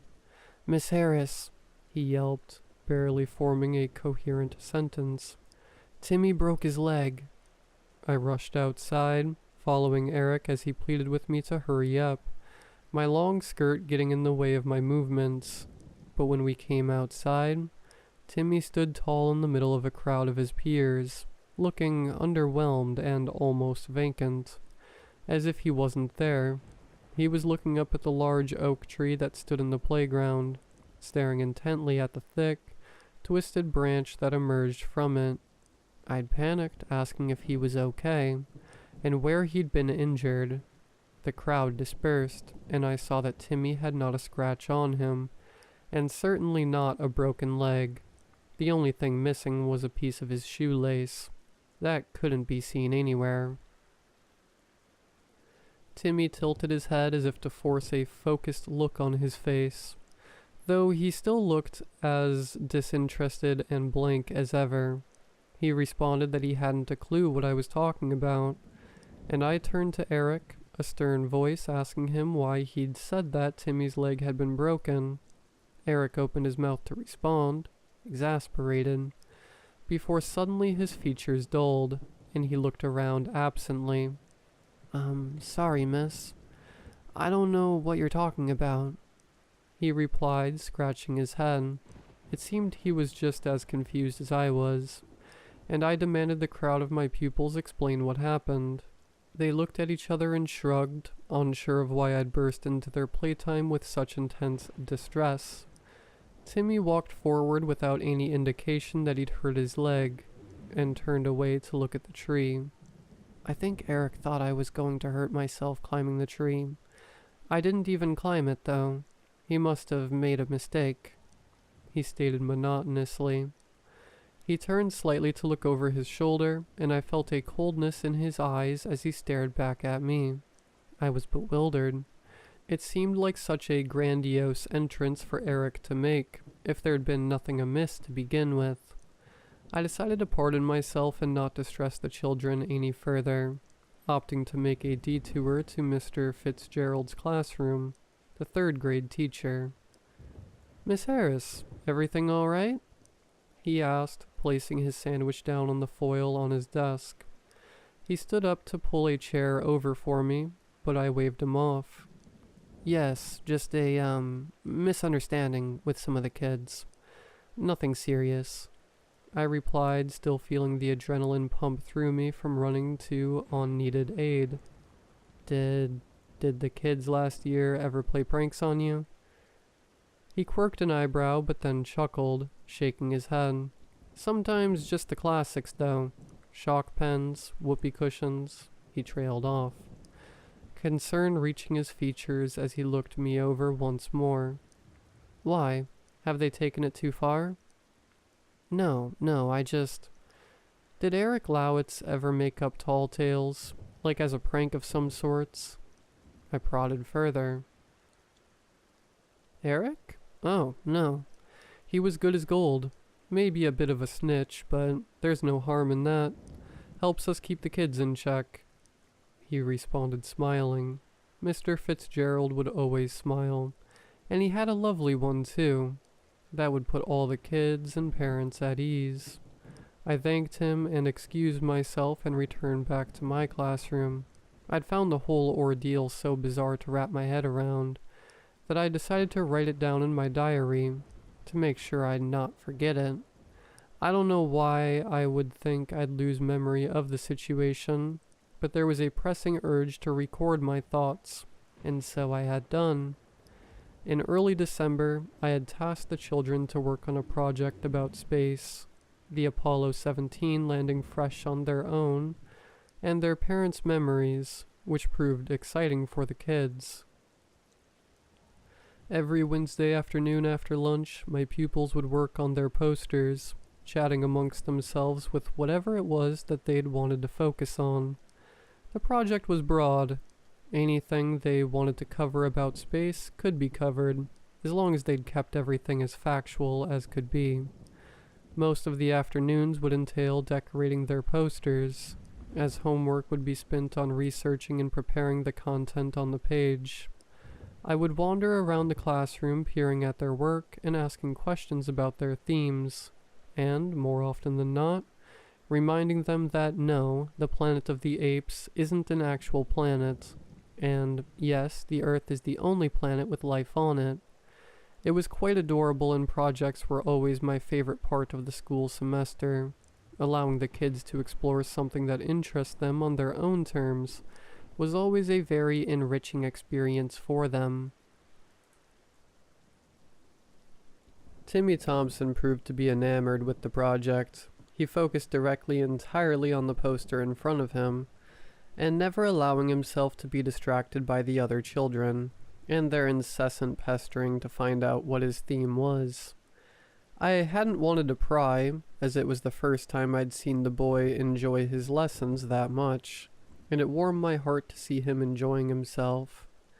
I had planned for the children to present their posters on the last day of the semester, and let them leave school early afterward. It went as expected, their posters all designed in a way unique to them, and with information that was clearly written with help from their parents. Timmy had been close to last to present his poster, other children all being far more eager to raise their hands as high as they could, to be picked to present next. He moved in a sunken manner to the front of the room, his hands tightly clasped around his poster, leading it to crinkle at the edges. At the time, I'd believed it to be nerves, a social anxiety that wouldn't seem unfitting for the boy who had many friends, but never opted to speak much. His project had been on our solar system, a particularly broad topic compared to his peers. He'd explained the distance between all the planets, and their general states. From what we knew of them back then, he talked about how Earth was a Goldilocks planet, the perfect climate for life to grow and exist. There was nothing incredulous about his project, but when it came to pure questioning, his demeanor changed entirely. As opposed to his previous withdrawn and anxious disposition, he became animated, answering questions head-on with vigor, as if he enjoyed the interest placed in his project by his peers. I couldn't help but smile, feeling warmed by the typically quiet boy enjoying his time at school, and finally beginning to move onwards from the tragedy that befell him earlier in the year. I had made my mind up that Timmy would be given an A+. His presentation and engagement with his peers was nothing short of perfect. That was until Jenny Powell, a short blonde girl whose mother cut my hair, asked him a question. "Why didn't you talk about Pluto? Pluto's my favorite," she giggled, her braids swinging as she slapped a whispering desk mate's hands away. The kids waited, eager eyes ready for whatever the smartest kid in the class would offer to them. Even I'd turned to muse his possible response, surprised that I'd not picked up on the missing planet. Timmy stood there, silent. His gaze was unwavering as he stared young Jenny down, who began to shrink under his gaze. It was neutral, eyes fixated on the girl like she was a mark on a wall that he'd never noticed before. He then turned to look at me, dead in the eyes, and a small smirk blessed his lips. I'd felt intimidated, and before I could speak to quench the tension, he spoke instead. "That's because Pluto isn't a planet," he grinned, rolling his eyes at the shocked murmurs that emanated from his peers.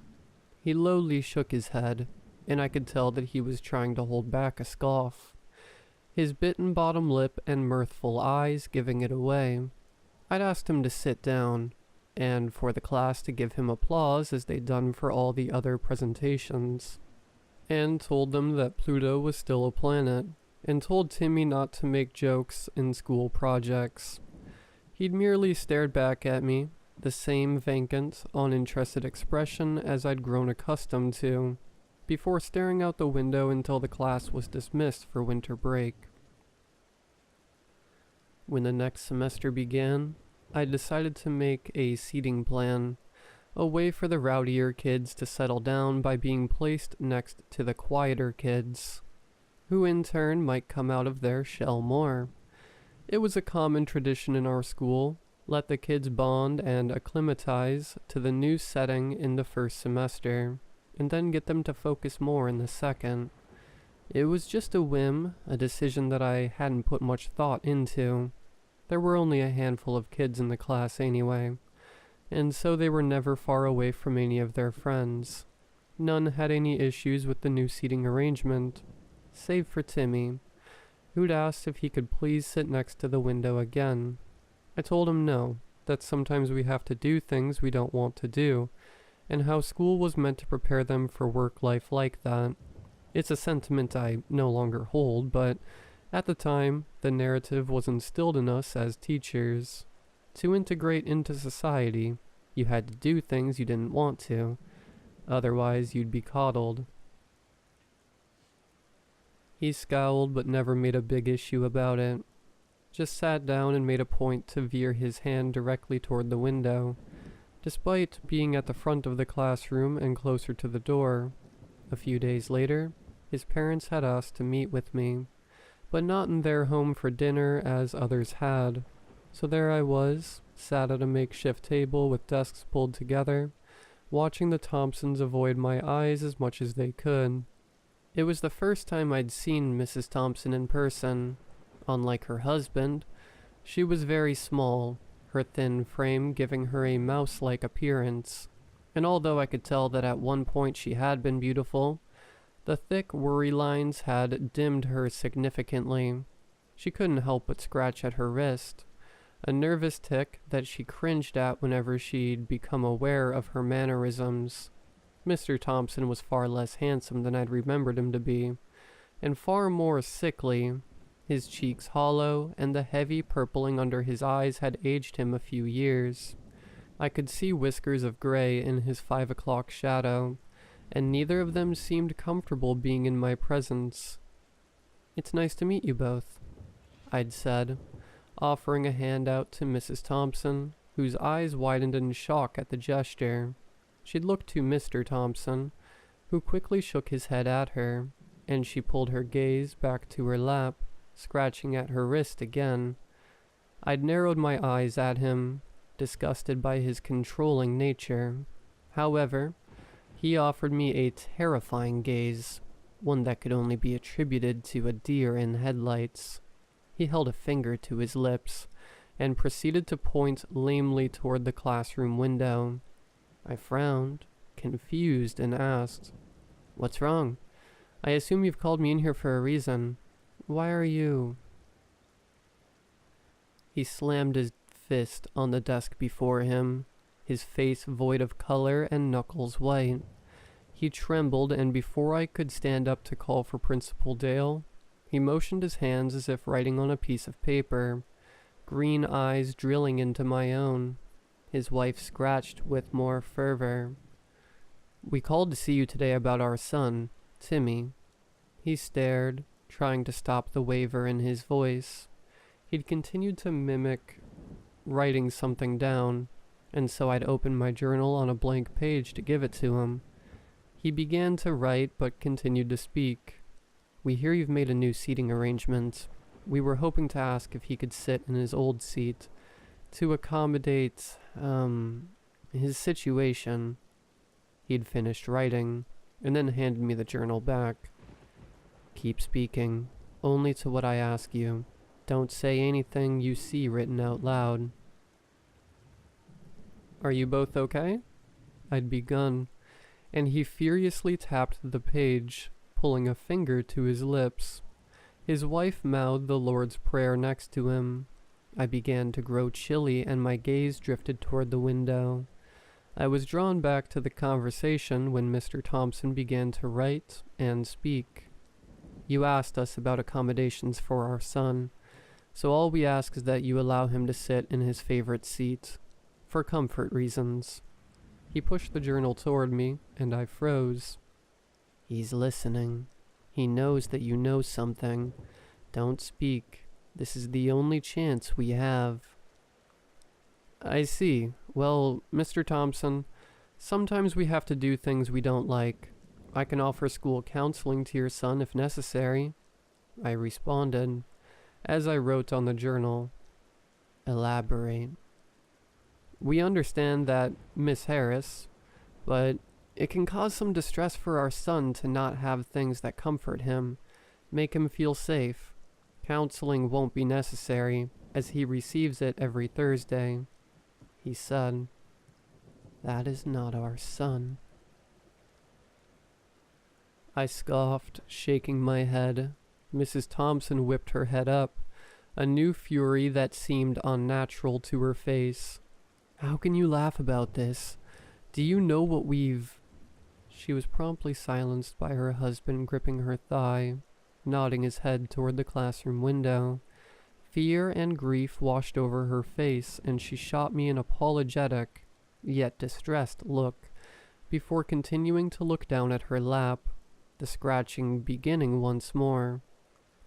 "I understand that what happened with Timmy was truly awful. I will try my best to rework a seating plan that can fit to your son's needs." I trembled out, truly disturbed by the erratic parents that sat before me. I didn't want to entertain them at the time. I was more unnerved by the fact that one of the pupils' parents were clearly suffering a mental breakdown. Timmy's father continued to write erratically, glancing constantly to the window. "Thank you, Miss Harris. We knew you'd help us." "Don't leave the other children alone with him." With that, they promptly left, not bothering to speak to Principal Dale, who'd been hovering outside the classroom nervously. Hoping that we'd not done anything to make the young Thompson upset, they quickly rushed out, and Mrs. Thompson gave me one last look, a look of relief and warning, as if she'd passed the baton of responsibility into me. It was mid-January when I noticed the children become strange. Their memories lax and their mannerisms slow. They seemed drained and tired. It wasn't unusual for January. Having a birthday than myself meant I wasn't unaware that January was a depressing month for most, and the lack of daylight certainly did nothing to invigorate the children's enthusiasm for school. All the best holidays had passed, and all they could do was hope to see summer as soon as possible. Yet, I hadn't missed the clear personality shifts in some. Eric Lowitz never spoke, and he'd cry to me about how stressed he had been, without telling me what it was that had upset him. Even when calling the Lowitz, they'd been unnerved to hear about his actions in school, as he'd been nothing but gleeful at home, speaking about his best friend Timmy and how much he loved my classes. Jenny had become nearly mute, never willing to answer questions in lessons, and nervously shifting in her desk whenever Timmy spoke. But her mother, my hairdresser, spoke nothing but praise about how Jenny had really come out of her shell at home, and how she loved talking about school. The only difference was Timmy was the same as always, albeit his gaunt demeanor from the first semester was swapped for a new one that glowed, and showed the same energy as the child I'd seen in the picture in his file. It hadn't truly unnerved me, until I'd been at the Winter Festival. The Winter Festival was something that Witness loved to indulge in, a festival with live music, stalls, dancing, and activities to ease those morose from the penniless weeks they had suffered post-Christmas. It kept joviality within the community, and everyone was glad to see it come close. I'd taught my kids some songs to sing, as the elementary school always did an intermittent show before the local teenaged and older bands that would play, and they'd sang until their lungs could burst. A young Josiah enthralling the crowd with his voice. He ended up being on Broadway, so I could never forget the angelic voice that emanated from him, especially being one of the more withdrawn kids in my class. I'd had a few drinks, due to the kids having their parents around and Mr. Fitzgerald goading me on to finish some maple-flavored whiskey he'd been gifted. I'd been speaking to Mrs. Greaves, who'd held up an apple-bobbing stall, when Mr. Fitzpatrick returned with some water he'd asked, "Have you seen the Thompsons?" His perfect smile crinkled with unease at the corner of his mouth. Mrs. Greaves kissed her teeth, shaking her head. "Those poor babies. Nothing but pain that whole thing has caused," she uttered, tapping a teenager's hand away from the apples floating at the top. She must have noticed my confusion, and she'd continued with, "That child's a menace, making the children do terrible things. I just saw them walk over here," she ushered, her hand towards the long, vacant public path, probably to set off fireworks. "Don't leave the other kids alone with them." I ran, Mr. Fitzgerald hot on my tail. I ran and ran until I saw them. A group of students stood around Timmy Thompson. They had vacant expressions, eyes white and empty, like they'd all been hypnotized by something I couldn't see. Timmy stood all around them, smiling before pulling his hand upwards, beckoning to the sky. I screamed out, screaming for him to stop. I don't know what compelled me. Perhaps the drink. It's all such a faded memory now. Timmy stopped, scowling. He picked up Eric Lowitz and Jenny Powell and ascended into the air. The other children screamed and cried, begging to be taken with them.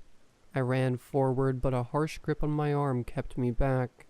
Mr. Fitzgerald held my arm, stuck and frozen, as he stared blankly into the sky, eyes completely white, with no pupil to be seen.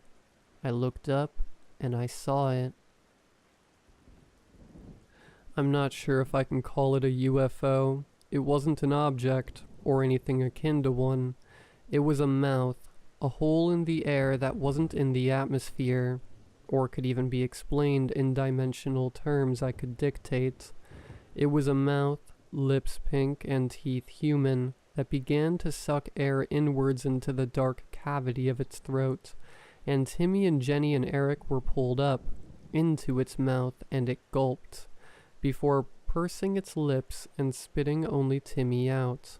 He'd wiped himself off, and the other children returned to normal, bickering about why they'd been brought here, and how they were hungry. Mr. Fitzgerald's grip stilled and loosened, and he asked me why I'd been so distraught. For a second, I forgot why.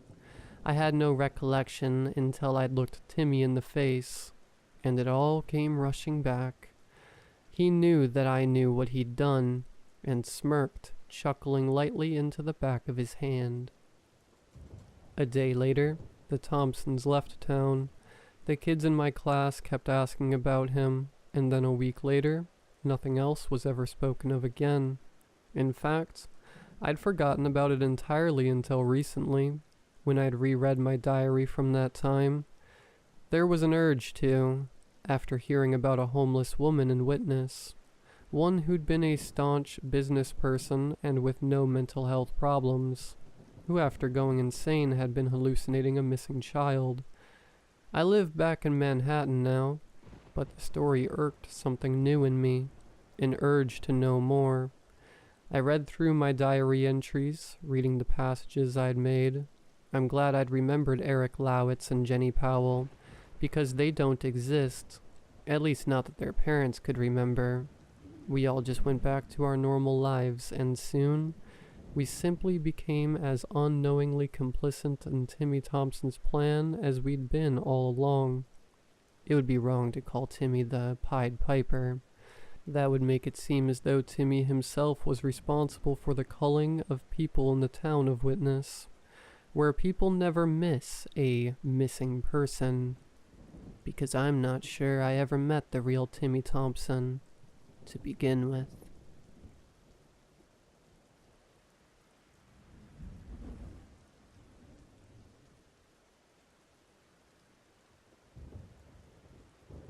Do you remember all the things you were scared of when you were little? If you really look back on it, you'll probably remember a whole bunch of them. There were probably some silly ones, like lava or quicksand. Probably some more rational ones too, like drowning or getting lost. And if I had to bet, you probably had some of the classics as well. Darkness, spiders, monsters under the bed. The last one was the worst for me. I remember many nights as a child where all I could do was wrap my blankets tightly around me and try to ignore the nagging feeling that something was lurking just below me. It never worked, of course. No matter how many times I told myself that my fear was irrational, that nothing could be down there, I wouldn't believe it. Even if my mom had checked for me as she was tucking me in, my brain would still tell me that something had been hiding from her when she looked, or perhaps it had materialized after the fact. The only thing I knew for sure was that something was definitely waiting for me down there. Something with sharp claws and slavering fangs. Something that wanted to hurt me. Of course, this fear made sleep all but impossible. Every time my eyes would start to drift closed, I would start to hear little sounds. Nothing significant, just a gentle tap or scratch or shuffle in the darkness. But to a child's frightened mind, these sounds constituted proof of everything I'd been afraid of. Every tiny sound was a sign. Every thump or click or creak. The noise of the terrible beast stirring, shifting, preparing to emerge and swallow me whole. These thoughts lessened as I grew older. After all, these fears were for babies, and anyone who still believed in monsters under the bed at the ripe old age of 10 was an immature, silly scaredy cat. That's what my friends told me anyway. But no matter how hard I tried, I couldn't get over my phobia completely. There were still a few nights a month where the fear would reawaken, and I would pull myself out of bed the next morning, bleary and exhausted, hoping for a miracle solution. That solution came when I was 13. My parents, giving in to my constant begging, had finally gotten me a phone. It was junky, having belonged to my grandma for a number of years before being passed down, and it had very limited capabilities. But it was mine. It was one day, while messing around with that stupid photo booth app, that I came up with my ingenious solution. Whenever I was scared that something was under my bed, I would simply take a photo of it. That way, if there was something down there, I would be able to see it and get help. But if there was nothing, which would almost certainly always be the case, I would be able to put my mind at ease and go to sleep, comfortable in the knowledge that no boogeyman would jump out and get me if I did. This method worked wonders. Night after night, when the creeping suspicion would start to sneak into my tired brain, I would switch on the flash, reach my hand over the side of the bed and snap a quick picture, all from the safety of my mattress. And when that picture inevitably turned up empty, my fears would be alleviated and I would drift right off to sleep. Over the years, I eventually stopped having to take the pictures altogether. After all, I had seen dozens of empty photos, night after night after night, and there had never once been anything to worry about in any of them. Finally, I'd come to accept those little noises for what they really were. Just noises. By the time I reached college, I no longer had to use the camera at all, which was probably for the best. After all, the habit would have been difficult to explain to my roommates. Since then, I've graduated college, started my career, and moved away from home. I have my very own house now in a nice suburban town, and though I live alone, I felt completely safe. I hadn't thought about my silly worries in almost a full decade, and everything seemed to be going well. Until tonight. About an hour ago, I jolted awake with a start. I thought I'd been having a nightmare, though at this point, I'm not so sure. If it was a dream, it must have been terrifying because I woke with clammy skin and a racing pulse. Thankfully, as my eyes darted around my dark room, I felt my fear start to gradually ebb away. As I scanned every nook and cranny, seeing nothing, my body started to relax again. I adjusted my blankets and prepared to turn over, and will myself back to sleep when I felt a nearly forgotten creeping terror start to bloom in my chest. For the first time in years, my mind once again started to wonder whether something could be under my bed. I tried and tried to stop thinking about it, but it was no use. The leftover adrenaline from my sudden awakening fueled my anxiety, and soon I was starting to work myself up pretty bad.